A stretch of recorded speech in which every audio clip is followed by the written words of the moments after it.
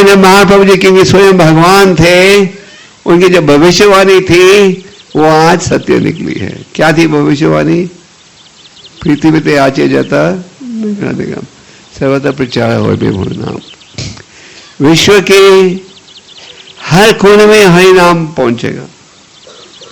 हमारे जो आचार्य थे, खास करके ठाकुर भक्ति विनोद जी बड़े महान आचार्य थे, जिन्होंने शुद्ध कृष्ण भक्ति को ठीक रूप से स्थापित किया।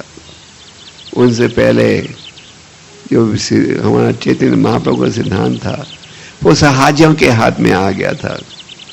सहाजिया नकली ढोंगी भक्त, बाहर से दिखावा करते हैं कि हम बड़े संत हैं, पर अंदर से सब गलत काम करते हैं।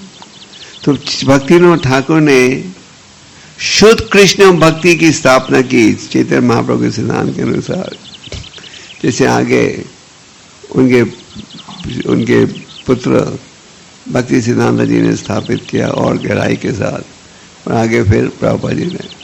तो भक्तिविनोद ठाकुर को तो पूरा विश्वास था कि जो चैतन्य महाप्रभु जी की भविष्यवाणी है वो सफल जरूर होगी।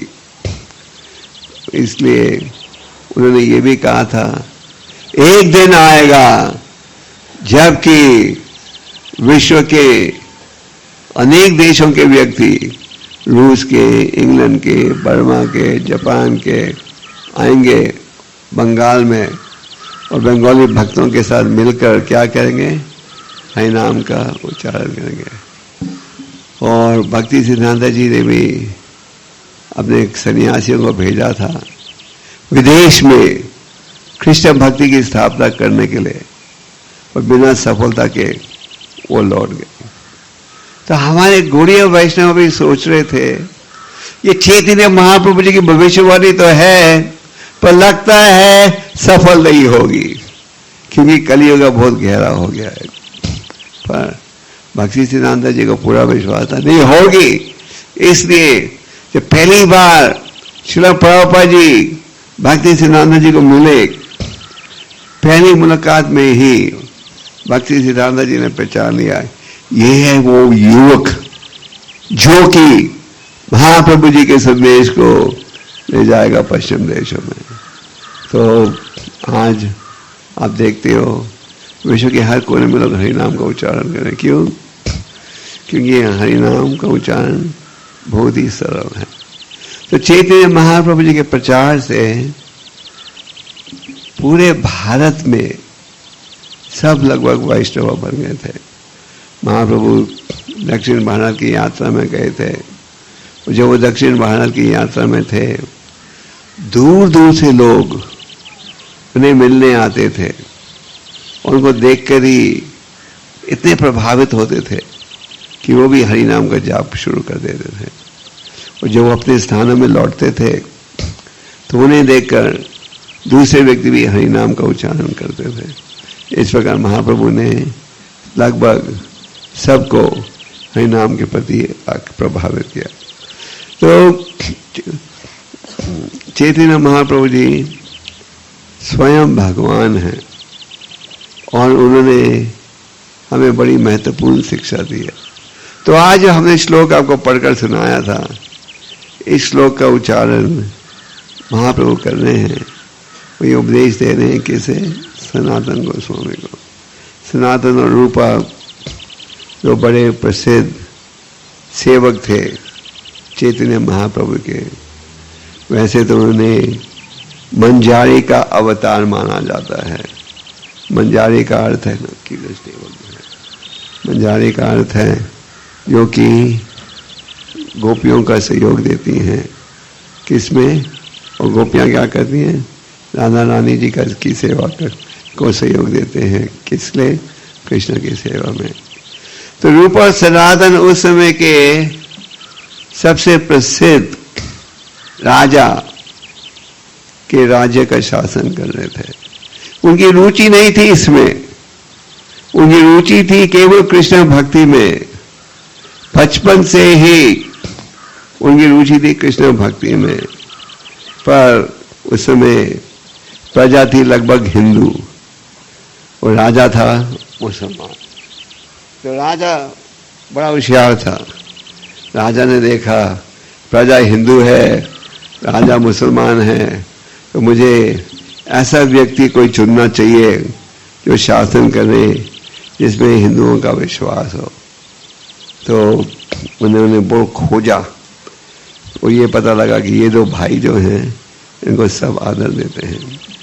तो दोनों भाइयों ने जबरदस्ती जुड़े मुसलमान राजा की सरकार के शासन में, पर उनकी रुचि नहीं थी। पहले चैतन्य रूपक गोस्वामी जी उन्होंने सरकारी नौकरी त्यागी। पहले उन्होंने पत्र लिखा था महाप्रभु को कि मैं ये नौकरी छोड़कर आपके साथ आना चाहता हूं यात्रा करने के लिए। महाप्रभु ने एक बड़ा सुंदर उदाहरण दिया। वो क्या उदाहरण दिया? महाप्रभु ने कहा इस समय मत त्यागो। उन्होंने ये उदाहरण दिया, एक विवाहित स्त्री का जब कोई प्रेमी हो तो बाहर से तो दिखाएगी कि बड़े ध्यान से सेवा कर रही है, पर मन में सोचेगी कब मैं जाकर प्रेमी को मिलूंगी। तो प्रभुपाद जी इस उदाहरण का उपयोग करते हैं भगवत गीता की भूमिका में। अगर आप भगवत गीता की भूमिका पढ़ो तो उस भूमिका में पूरे गीता का सार आपको प्राप्त हो जाता है। और रूपक गोस्वामी जी थोड़े समय बाद उन्होंने भी सरकारी नौकरी त्यागी। जब नौकरी त्यागी उनके पास इतने सोने के सिक्के थे कि पूरी नाव भर गई थी सोने के सिक्कों के साथ। उन्होंने 50% बांटा ब्राह्मणों को, 25% बांटा रिश्तेदारों को और 25% रखा भविष्य की आवश्यकताओं के लिए। फिर चैतन्य महाप्रभु ने रूपक गोस्वामी को बड़ी महत्वपूर्ण शिक्षा दी। प्रयाग में जब आप कुंभ मेला में जाते हो तो इसके पास ही वो स्थान है, यहाँ की चैतन्य महाप्रभु ने रूपक गोस्वामी को शिक्षा दी, जिसका सार ये है कि अनेक जन्मों के पश्चात वो भाग्यशाली व्यक्ति है जिसे भक्ति का बीज मिलता है। जैसे आप सब जो यहाँ उपस्थित हो, आप सब जो इस्कॉन संस्था के साथ जुड़े हो, आप सब हो अत्यंत भाग्यशाली व्यक्ति। आप सुख कहोगे हम तो सोचते हैं वो व्यक्ति भाग्यशाली है जिसकी लॉटरी की टिकट आती है। नहीं, आपके पास है असली धन। मान लो आप मर्सिडीज गाड़ी खरीद लो, गुड़गांव पार्क में बड़ी कोठी बना लो, हर प्रकार की सुविधा प्राप्त हो जाए। क्या ये सुविधाएं आपको सुख देंगी? ये गलत है, कोई सुख नहीं। अगर आपको असली सुख चाहिए तो हमें भगवान के शरणगत होना चाहिए। तो आप हो असली करोड़पति। वो जो बड़ी मोटरों में घूमते हैं वो हैं नकली करोड़पति, क्योंकि आपके पास है असली धन। वो असली धन क्या है? हरि नाम। ये हरि नाम कहां से आ रहा है? भगवान के देव धाम से आ रहा है। तो चैतन्य महाप्रभु ने कहा ये भक्ति का बीज उगेगा किस माध्यम से? श्रवणम और कीर्तनम सब। तो जैसे हम गौर पूर्णिमा उत्सव की तैयारी कर रहे हैं, कभी आपके किसी रिश्तेदार का जन्मदिन हो, बच्चे का जन्मदिन हो, तो आप सोचते होते मन में क्या प्रेजेंट में उसे दूं बर्थडे वाले दिन, है कि नहीं? तो कई बार आप मित्रों से पता करवाते हो इस लड़के को, इस व्यक्ति को क्या चाहिए, मैं क्या दूं प्रेजेंट, है कि नहीं?